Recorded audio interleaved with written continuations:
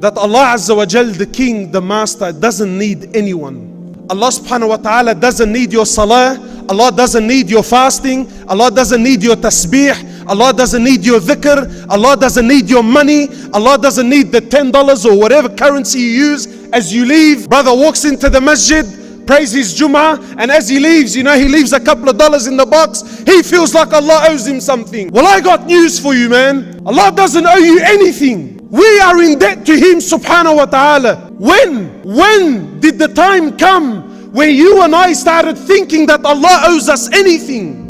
The Prophet of Allah speaking to Sahaba, he says, I see what you don't and I hear what you don't. He says, verily the heavens have squeaked and they have every right to squeak.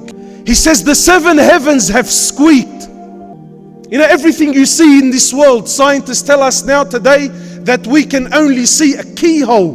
We can only see a minor percentage of what's out there. The sun is supposed to be one of the smallest stars in our galaxy, and it's millions of times bigger than the earth. In fact, I heard one scholar say, he says, if we were given 1 second to name every star in our galaxy, and our galaxy is one of millions, he says, if we were given 1 second to name every star in our galaxy, you ready for this? He says it will take 300 trillion years and you still would not name every star in our galaxy.